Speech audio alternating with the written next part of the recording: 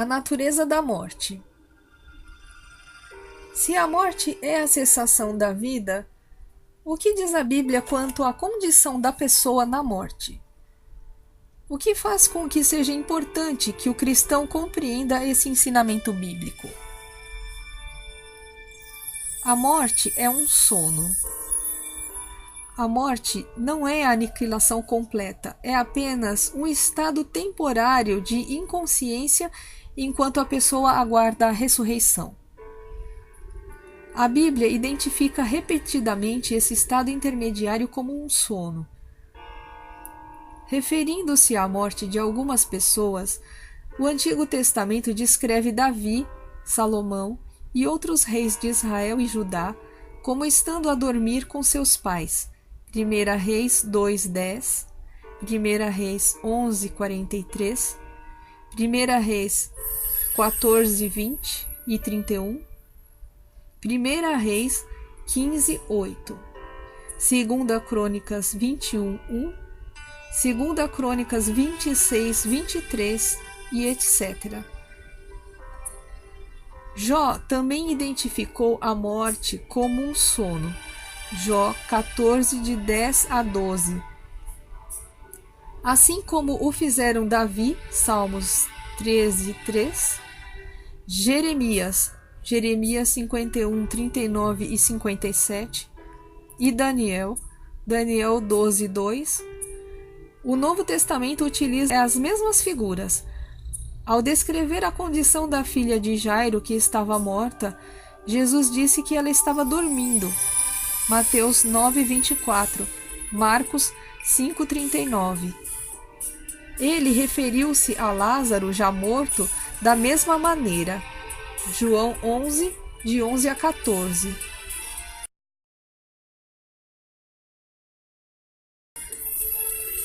Mateus escreveu que muitos corpos de santos que dormiam ressuscitaram após a ressurreição de Cristo. Mateus 27:52.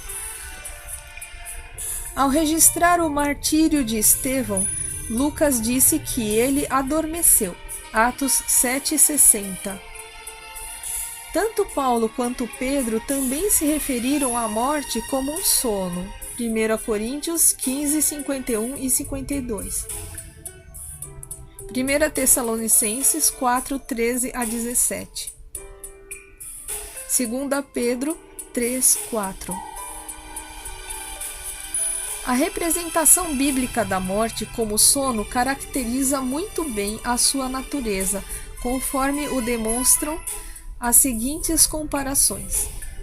1. Aqueles que dormem estão inconscientes. Os mortos não sabem coisa alguma. Eclesiastes 9:5. 2. No sono, os pensamentos conscientes cessam. Sai-lhes o espírito e eles tornam ao pó. Nesse mesmo dia perecem todos os seus desígnios. Salmo 146:4. 3. O sono põe fim a todas as atividades do dia. No além para onde tu vais, não há obra, nem projetos, nem conhecimento, nem sabedoria alguma. Eclesiastes 9:10. 4. O sono nos dissocia daqueles que estão despertos e de suas atividades. Para sempre não têm eles parte em coisa alguma do que se faz debaixo do sol. Verso 6. 5. O sono normal inativa as emoções. Amor e ódio e inveja para eles já pereceram. Verso 6. 6. Durante o sono, as pessoas não louvam a Deus. Os mortos não louvam ao Senhor. Salmo 115:17. 7. O sono pressupõe posterior despertar.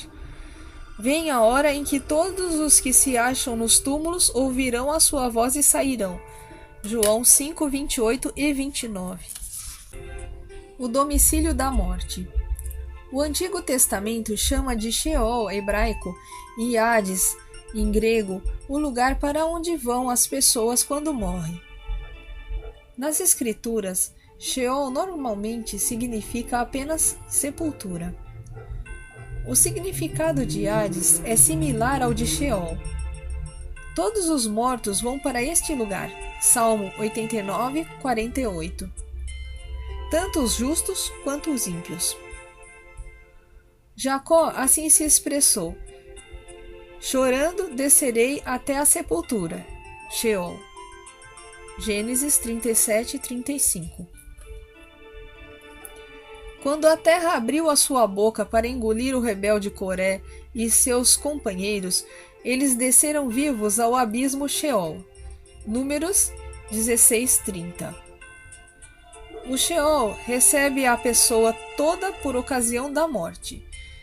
Quando Cristo morreu, ele foi para a sepultura, Hades. Mas, na ressurreição da sua alma, deixou a sepultura, Hades. Atos 2, 27 e 31, ou Sheol, Salmo 16, 10. Ao Davi agradecer a Deus pela cura, testificou que sua alma havia sido salva da sepultura, Sheol, Salmo 33. A sepultura não é o lugar de consciência. Uma vez que a morte é um sono, os mortos deverão permanecer em estado de inconsciência na sepultura, até a ressurreição, quando os sepulcros, Hades, entregarão os mortos. Apocalipse 20, 13. O espírito retorna a Deus. Enquanto o corpo retorna à terra, o espírito retorna a Deus. Salomão disse que, na morte, o pó volta à terra, como era, e o espírito volta a Deus, que o deu. Eclesiastes 12, 7.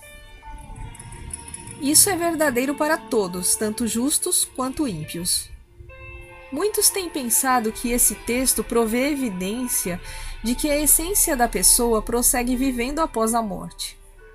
Mas na Bíblia, nem o termo hebraico nem o termo grego para espírito, ruach e pneuma, respectivamente, se referem a uma entidade inteligente, capaz de existência consciente à parte do corpo.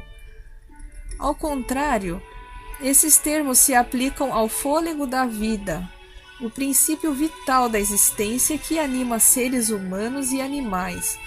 Veja o capítulo 7 do livro de Eclesiastes. Salomão escreveu: porque o que sucede aos filhos dos homens sucede aos animais. O mesmo lhes sucede. Como morre um, assim morre o outro. Todos têm o mesmo fôlego de vida, ruach. E nenhuma vantagem tem o homem sobre os animais. Todos vão para o mesmo lugar. Todos procedem do pó, e ao pó tornarão. Quem sabe que o fôlego da vida ruach dos filhos dos homens se dirige para cima e o dos animais para baixo, para a terra. Eclesiastes 3, 19 a 21. Assim, de acordo com Salomão, por ocasião da morte não haverá diferença entre o espírito dos homens e de animais. A declaração de Samuel de que o espírito, ruach, retorna para Deus que o deu, indica que o que retorna para Deus é simplesmente o princípio vital que ele distribuiu. Não há indicação de que o espírito ou respiração seja uma entidade consciente separada do corpo. Este ruach pode ser considerado igual ao fôlego de vida que Deus assoprou no primeiro ser humano, a fim de animar-lhe o corpo até então sem vida. Gênesis 2, 7.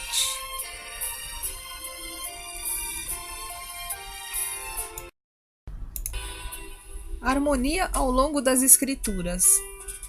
Muitos cristãos honestos que não estudaram todo o ensinamento bíblico no tocante à morte têm ignorado o fato de que a morte é um estado de sono até a ressurreição. Eles têm acreditado que várias passagens bíblicas apoiam a ideia de que o espírito ou alma possui existência consciente após a morte.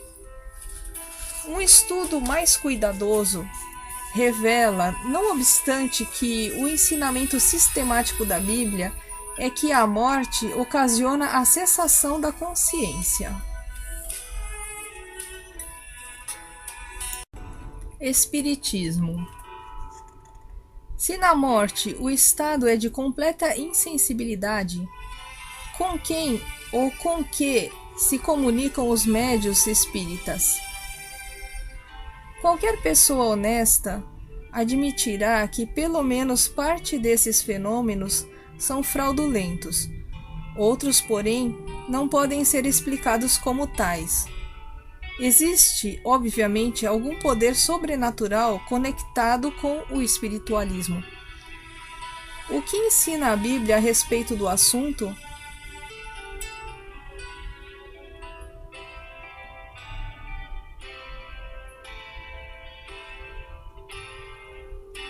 As bases do Espiritismo. O Espiritismo originou-se com a primeira mentira de Satanás a Eva: certamente não morrereis. Gênesis 3:4. Suas palavras foram o primeiro sermão sobre imortalidade da alma.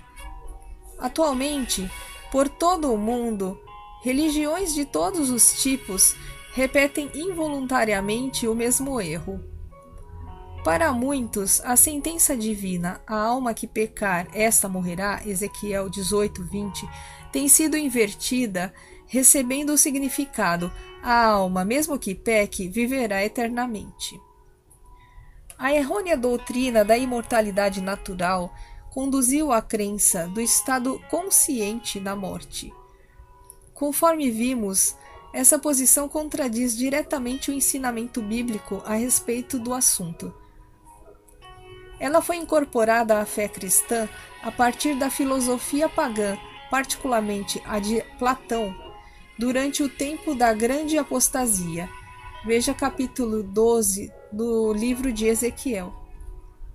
Tais crenças vieram a se tornar o ponto de vista prevalecente dentro do cristianismo e ainda hoje representam o pensamento dominante. A crença de que os mortos estão conscientes preparou muitos cristãos para a aceitação do espiritismo. Se os mortos estão vivos na presença de Deus, por que não poderiam retornar à Terra na qualidade de espíritos ministradores? E se podem fazê-lo, por que não tentar comunicação com eles a fim de receber deles conselho e instrução para evitar infortúnios ou para receber conforto em meio à tristeza? Edificando sobre essa linha de raciocínio, Satanás e seus anjos, Apocalipse 12, 4 e 9, estabeleceram uma linha de comunicação através da qual podem levar a efeito os seus enganos. Por intermédio de técnicas como as sessões espíritas, eles personificam os amados falecidos, trazendo suposto conforto e segurança aos vivos. Por vezes, predizem eventos futuros, os quais, caso se tornem realidade, resultam em credibilidade para o embuste. A partir daí, as perigosas heresias por eles transmitidas recebem a marca de autenticidade, mesmo que contradigam a Bíblia e a lei de Deus. Tendo conseguido remover as barreiras contra o mal, Satanás adquire pleno domínio sobre as pessoas, afasta-as de Deus e destina-as à destruição certa.